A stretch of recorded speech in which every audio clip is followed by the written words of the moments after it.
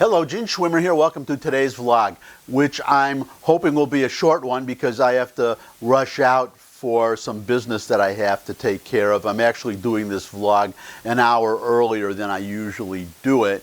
So I'm going to get right into it. Now, I had hoped to be going on also to a new topic. I've been on Hong Kong for the past 2 days, past 2 vlogs.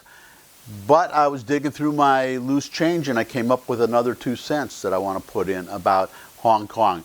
I'll start with the demands. What is it that these protesters want?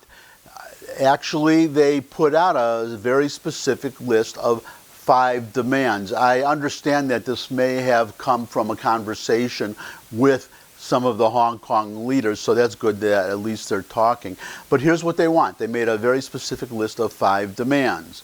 Number 1, complete withdrawal of the extradition bill. This is the extradition bill that I was talking about in the last 2 vlogs, the bill that would allow China to take Hong Kong citizens accused of a crime in Hong Kong and transport them to mainland China to be tried in a mainland Chinese court instead of in a Hong Kong court. Now, the leader of Hong Kong, the executive, Carrie Lam, said that the bill is for all practical purposes dead, but these protesters, they want it officially dead. They want the bill totally withdrawn. They also want the number 2, withdrawal of the quote riot unquote characterization of the June 12th protests. These were the original protests that started this whole ball rolling. They were called rioters by the leadership of Hong Kong. So these protesters, they want that characterization removed.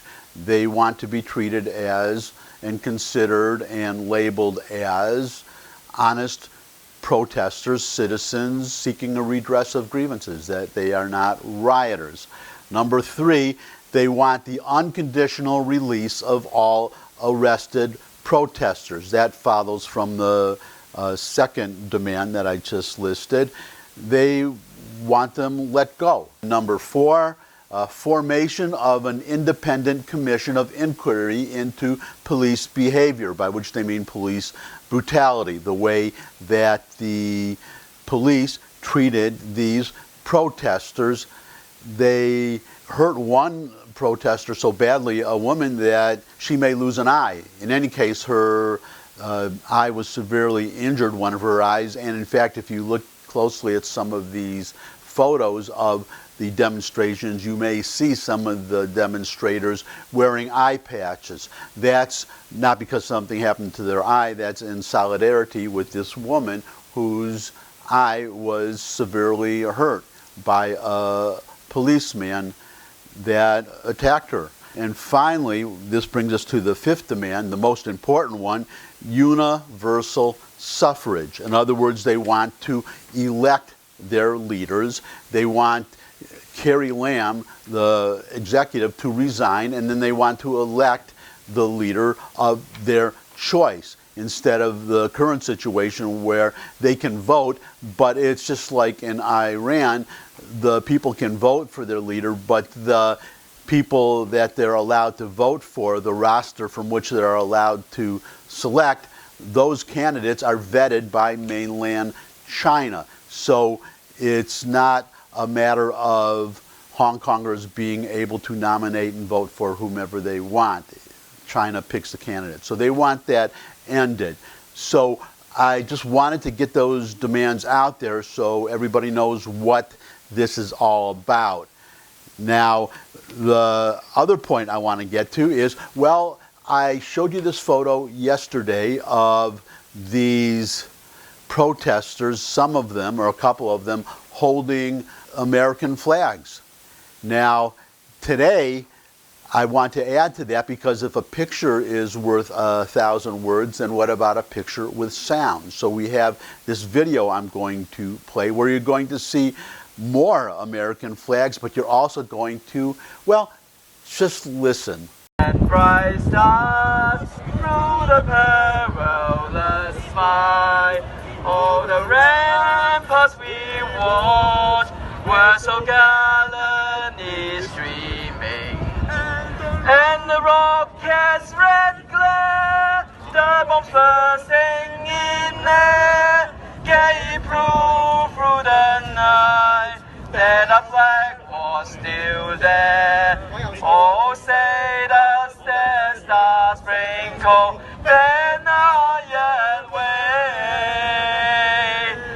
Oh, the land of the free and the home of the brave.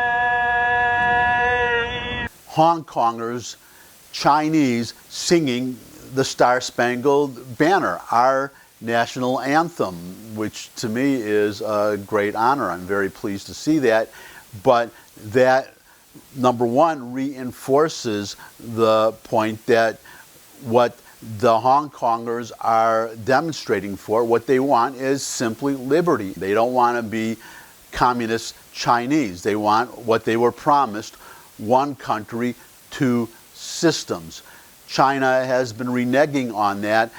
China has, when I say China, I mean mainland China. Mainland China has been reneging on that. The Chinese government has been little by little eroding these rights that Hong Kongers were led to expect. And they've had enough. Now they're demonstrating. That's what this is all about. Now, I want to add an insight here. This is why I'm going back onto this subject today, and hopefully this will wind it up, at least for a while. But as I said in the past, I like to provide insights every so often that other people haven't thought of. Looking at those photos, listening to these Chinese nationals singing the American national anthem, it reminded me of a thought that I've had every so often that I've never shared with anybody, so I'm going to do it now. It's going back to the Gettysburg Address of Abraham Lincoln. So you may be asking, what does the Civil War have to do with a demonstration in Hong Kong? I'm going to tell you. I'm going to quote from, well, here's how the Gettysburg Address starts. Everybody knows it, but I'll read it. 77 years ago, our fathers brought forth on this continent a new nation, conceived in liberty and dedicated to the proposition that all men are created equal. Now, everybody knows that. Everybody emphasizes that. Less talked about, though still known, is how Lincoln ended that speech, the Gettysburg Address. So let me read that.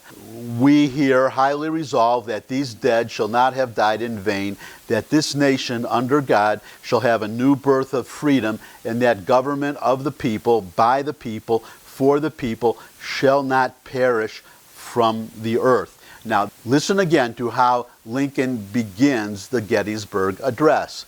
77 years ago, our fathers brought forth on this continent a new nation conceived in liberty and dedicated to the proposition that all men are created equal.